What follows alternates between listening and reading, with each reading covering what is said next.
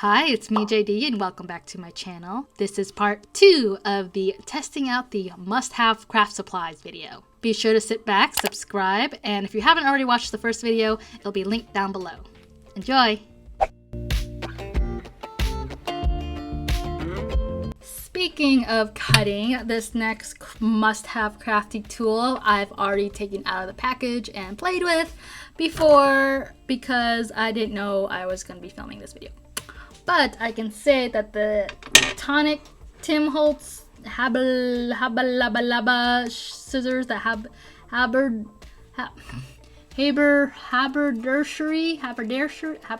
Haberdashery scissors, they work great. So they come in the big scissors and the little scissors, and they come with a protective cap on them, which is nice if you have little ones around and want to childproof. I already lost the big guys, but if you can keep a hold of the cap, then yes, they're great for child-proofing your scissors. They're great. That's a great safety function there. So you're like, what's the big deal about a bunch of scissors? I have plenty. Well, my scissors are taking a beating. I mean, these are the cheapy scissors, I think, from the craft store. And while it cuts paper pretty well, has a nice long blade, it's not the most comfortable to hold. It's you can see here that there's a small slot for your thumb, but not all my fingers fit in the other slot. When you compare them to the Tonic Studios Tim Holtz scissors, I mean, there's two big gaps right there. This one cuts paper like a dream.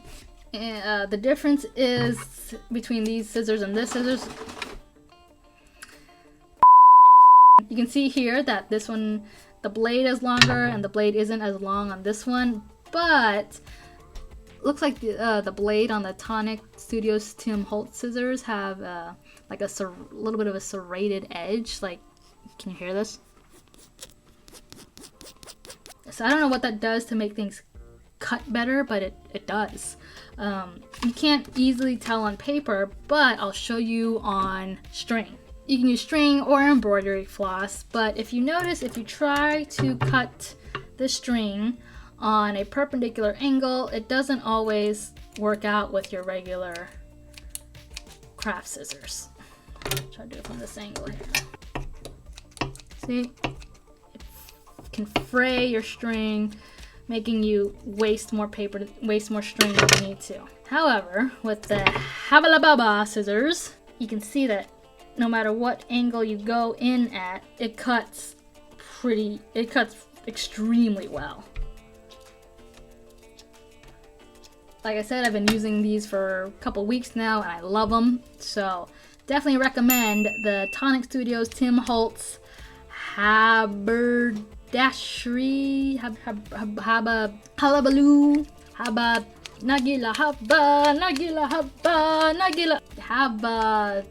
Nice day.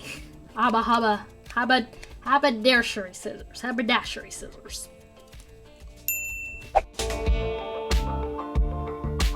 This next must-have crafty tool has been out for quite a while. It is the Gina Connect Glue.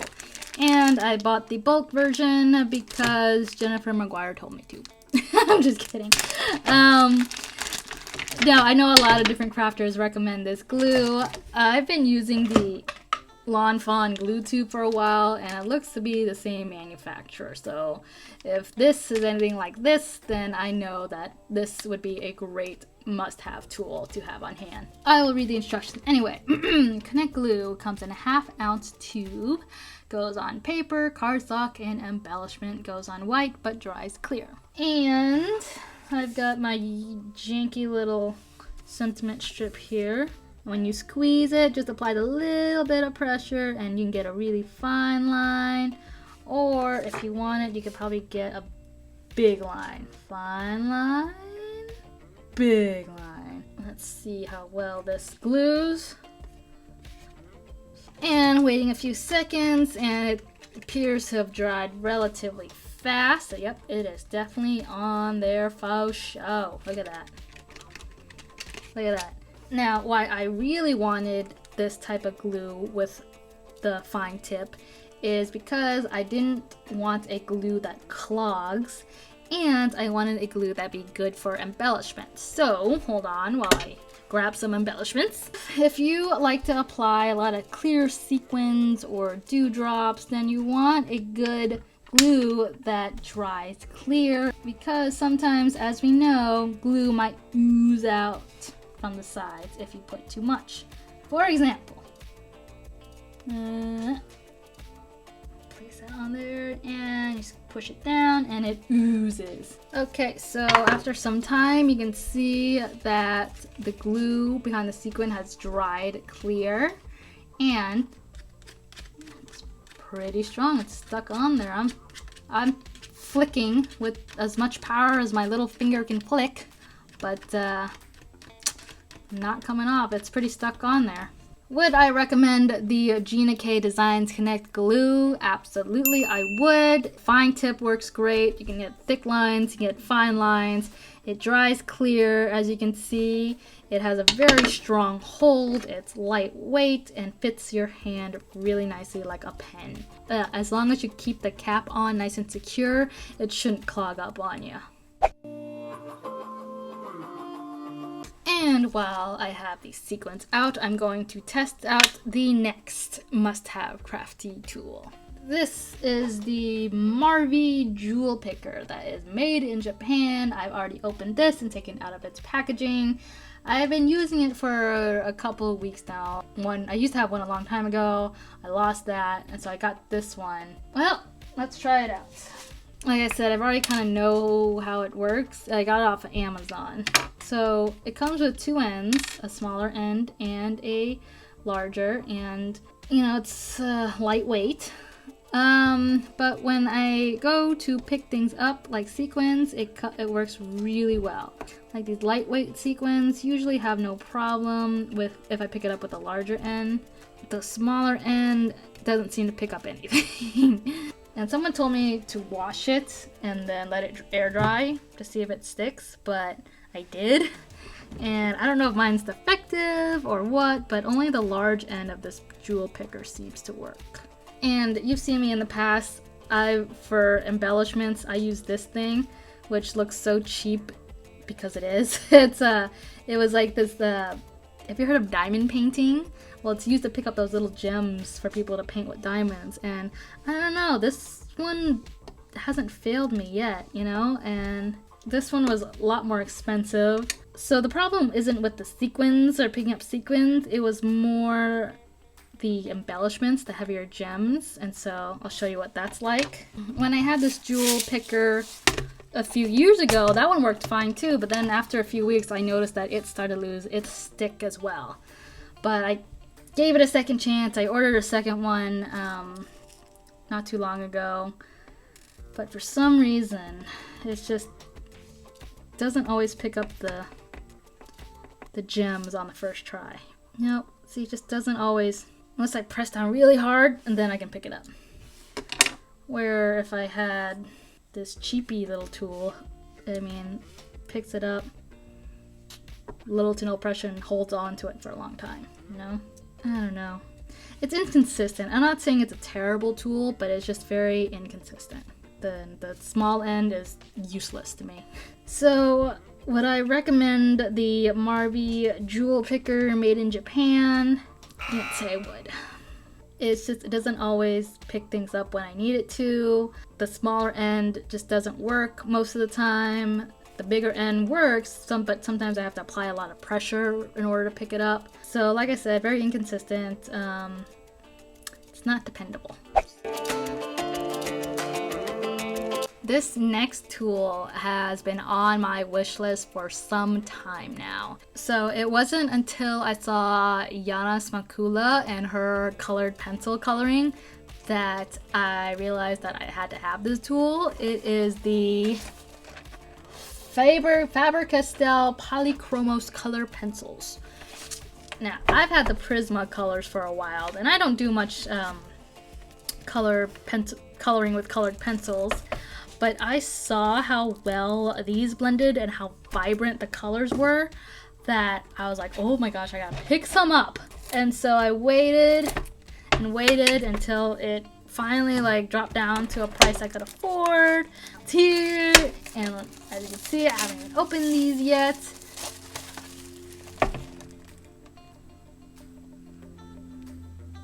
Rude. It says finest artist quality, and it was made in Germany. Okay, comes in a tin can, which I was opening from the wrong end. So, whoo, wow, talk about candy for the eyes. They look so pretty. Oh, and they're very sticky too. Peel it off. Okay. This is all in German and I can't read it. Blah, blah, blah, blah, blah, blah. Is there an English version? Nope. Blah, blah, blah, blah, blah, blah. Someone Google translate this for me. Is this in English maybe? Ah, here's an English. Launched, oh, it's Great Britain. Okay, whatever. Launched on the market in 1908, artists all over the world have been relying on the excellent quality of Polychromos artist colored pencils for more than 100 years. High quality materials, maximum breaking strength, unrivaled light resistance, and outstanding brilliance of color and optimal application properties guarantee extraordinary pieces of art. Whatever. I just got these because I saw her color on dark color cardstock. I'm talking about Yana. And I thought, oh my god, they stand out so well in dark colors. So I thought that was so cool. Enough talk, let's color. Ooh, it's like the blender brushes. I don't want to color with these because they're so pretty. So pretty and so perfectly sharpened. Okay. We'll just color a little rainbow.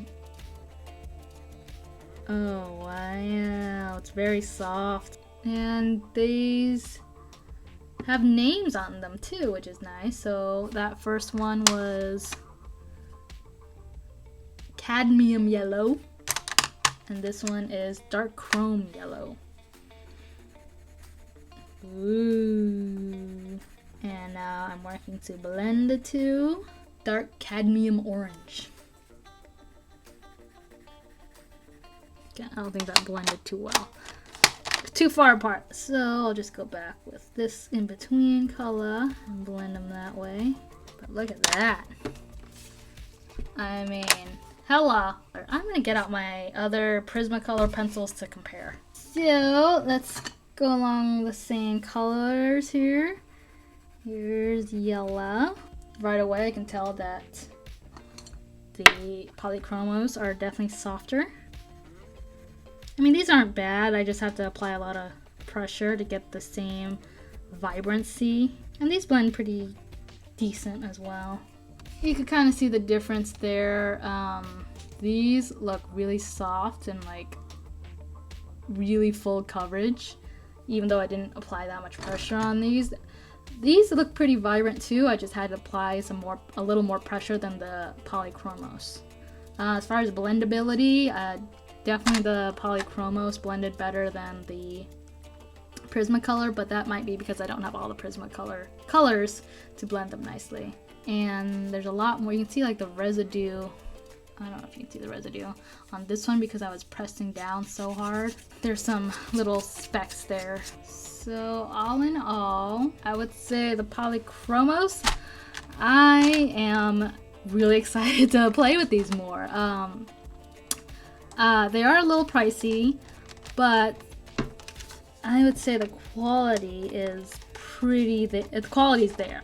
The colors are there. The softness of the color pencil itself is there, but it seems to be a nice sturdy pencil, so it shouldn't break too much on you. So would I say I recommend Polychromos colored pencils? Yes, I do. You know, they are a little higher in price, but I think the quality matches that price point. Okay, this last tool was a complete impulse buy. I came across it when I was just browsing around on the store, and I saw a YouTube video for it, and I saw its possibilities, and I was like, can it really do all that? And the tool I'm talking about is the Works from We Are Memory Keepers. This is supposedly an all-in-one tool that does a bunch of different things, supposedly. And see, it's still in its packaging. It's pretty heavy. It's pretty big, but it says it can replace all these different tools. So we'll see about that. All right, time to open this bad boy up. Okay. The Works all-in-one tool claims to be a trimmer, a scoreboard, an envelope maker, a tab maker, a tag maker, a pom-pom maker, a tassel maker, a bow maker, and a stamp tool and a banner maker. That's 1, 2, 3, 4, 5, 6, 7, 8, 9, 10 things. Show the trimmer. Flip alignment guide so flat edge is aligned with 0 mark. What? Oh, it's supposed to be like that, right? Slide blade to cut paper. Oh, it's right there. So if I want to... Oh, no, it cuts on this mark. Whoopsies! I thought it cut on this line. Take 2. Cuts on this line. The 0 line. Oh, that's what you meant by this 0 line. 0. Okay. Yeah, there we go. And so when you place the little guide thing down, I think it locks onto something because it doesn't move once you place it down. Watch. Like there's some resistance there. So your paper shouldn't slide around too much. Look at that. It's a pretty decent cut there. Next up, we have a scoreboard. Flip alignment guide so raised edge is aligned with 0. Is this the alignment guide? Oh, that comes out. What's this? Did I break it? No. I'm confused. Oh, wait a minute. This is trimming. Wait, what? Raised edge. So this, okay, so this is for scoring. So you gotta flip that. Now it's a scoreboard. Align paper with paper edge. Boom, like there. Okay. Score paper using scoring knife. Where's my scoring knife? Cool. Sorry. You guys didn't see where that came from, but it's all the way down here. And yes. That's fun. It's like a weapon. All scored on the 1/2 inch mark. And use bone folders to create neat folds, or your hands. Once you're done, this little tool just slips right back in there. So as far as scoring, it scores some points. Next, envelope. Select card size, trim paper to correct paper size. How do I know what envelope? Oh, it's on the back. Okay, so if I wanted to make a 3x3 card, well, let's make a 4x4 card. 4x4 card, I need a 6.5 by 6.5 piece of paper. 6.5. Align envelope guide to envelope indicator on board. Flip this over again. Okay. I wanted a 4x4, so I need 3.25. What? Align left edge. Oh, I gotta take this out. I'm so silly. I was like, there's no way I can do anything on the back of this. Looks like it goes all the way over here. 3.25, 3.25, 2 inch right here. Here against. That looks right. Okay. Rotate paper 90% or 90 degrees clockwise. Chunk. Wait, right? Yeah, chunk. Align score mark with score guide. And go. That looks right. Now what? Align score mark with envelope punch, and that's a 1/4 rounder. This is the envelope punch. So now I have to align it and punch. It's not punching. There. Punch. Hey, it's not punching. Okay, so the punch is more like a hammer, which I'm not supposed to do on this glass media mat. There we go. Okay, now you gotta line it with here and punch.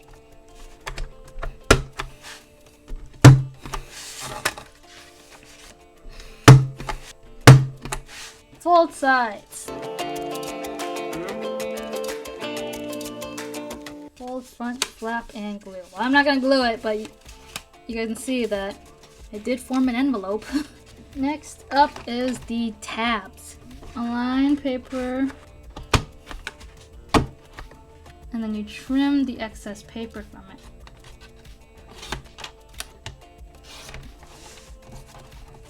It looks like that. And that's how you create your own tab. If you trim the excess paper properly. Not like I did.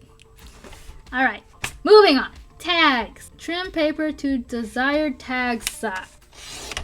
Punch tag under hole punch. Align with centering lines and punch. Punch. Ah! Okay. Align tag guide to tag indicator on board. So tag arrow goes with tag arrow. Tag and tag. Alright. Align paper to desired measurement on tag guide and trim. I don't know what that means, but okay. So 1/2 inch. Flip paper, align at same measurement and repeat. And the... Oh, wait, no, where was I? That looks really deep. This one? Is that 2 inch? Yeah. No, it wasn't. That's way deep. That's crooked. Okay, whoops. Let's do this one at 2 inch too. 2 inch. Okay. What the heck? There. Try that. Okay. That is my funny looking tag. Let me try that again. Okay, so that didn't work out because I didn't really pay attention to the instructions. So I'm just gonna trim that off and then I'll punch a whole another hole. There. And it creates tags. Okay, next up, it makes pom-poms. Insert 2 pegs. Distance between pegs will determine size of pom. Pegs are found here. Whoa, those are big pegs. Okay, they got it in C and F, so I'm gonna put it in C and... You guys can't see, can you? Okay, C and F. All right, now what? These are really... Oh, there's 2. Okay, make a knot around bottom peg. Okay, wrap right strand around pegs. Wrap right strand around palm and tie a knot around bottom peg. These aren't really secure knots. I just want to see how this works. Okay, looks like the picture. Cut a 6 to 8 piece of yarn and wrap around center. So that's 1, 2. Cut ends and on top and bottom and trim off knots. Fluff and trim as needed. Whoa. Whoa. Okay.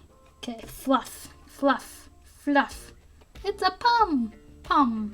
Pom pom. It's not the prettiest because I didn't wrap that much yarn around it because I didn't know how well it would make a pom-pom, but it looks like it makes a pretty good pom-pom. Pom-pom, check. Next up, tassels. Insert 3 pegs now. Peg 1 determines top of tassel. Peg 2 and 3 determine length of tassel. There's H, there's G, and there's D. Okay. Make a knot and place on 3rd peg. Wrap right strand around pegs. Amount of wraps determine fullness of tassels and tie or knot. So I'm wrapping around all the pegs. Okay, here we go. Knot around bottom peg. Done. Cut a 6 to 8 piece of yarn and wrap around tassel below 2nd peg and double knot. So that's about 6 to 8 inches there. Tassel from pegs and trim from the bottom, removing knots.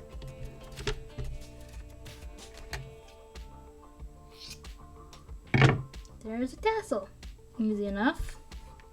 Pom-pom, tassel. Okay, so far so good with this all-in-one tool. Next up is a bow maker. Position 2 pegs on board. Distance between pegs will determine size of bow. Wrap bow around back of peg so one end is in each hand. Cross ends over at front. Should I trim this yet? Yeah, it looks like it's trimmed. Okay, whatever. Take ribbon in left hand and wrap under the loop through middle of pegs. Now what? Like that? Pull tight. Take both ends and tie into a knot. Pull tight at front. Remove bows and adjust as needed. My bow isn't as pretty as theirs, but it's a bow. There we go. Bow! Next up, they claim that this could be a stamp tool. Ooh. Let's see here. Flip alignment guide, so raised edge is aligned with 0 mark. Raised edge, so that edge. If stamping on thin paper, use cardstock under paper to avoid ridges. Not necessary in most cases. Position project by aligning it with the edge of alignment guide. Secure with magnets. Magnets are in the back. That's in there. Now I got these magnets, which come in these little tabs, which is convenient. Secure project with magnets. Done. Place stamp where desired on project. Right there. Place stamping plate on project and press straight down to adhere stamp. So, oh, it's like a spring-loaded.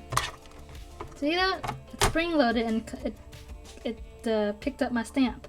All right. Remove stamping plate, apply ink, and stamp project. Well, I'm gonna give this stamping plate the benefit of the doubt because I haven't used this stamp yet. It's a brand new stamp.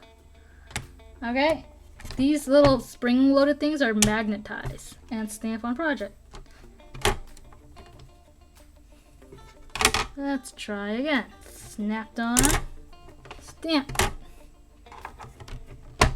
Not bad. Although this whole thing coming undone is kind of annoying.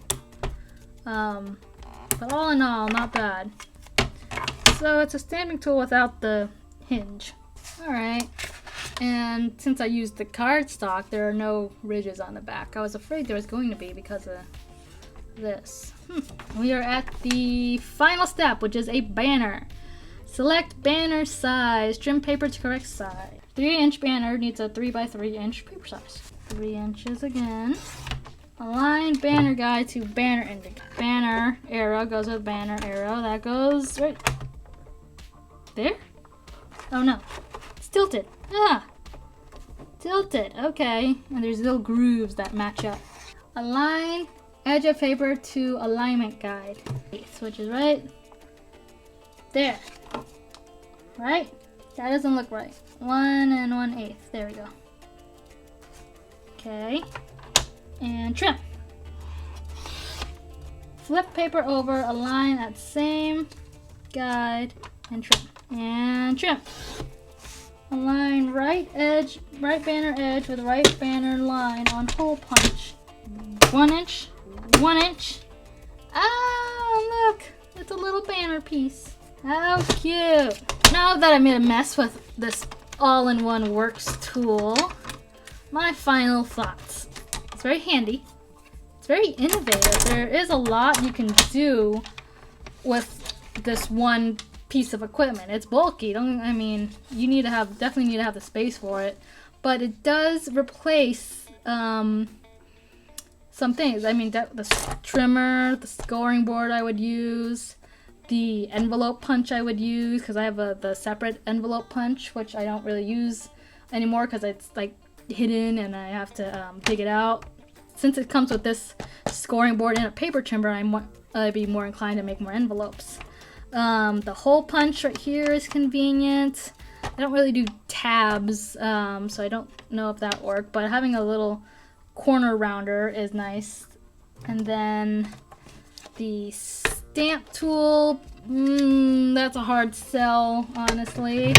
I don't like removing the stamp press on and off, so it's not hinge, which, I mean, it's not a complete deal breaker, but it's not as convenient as having a hinge.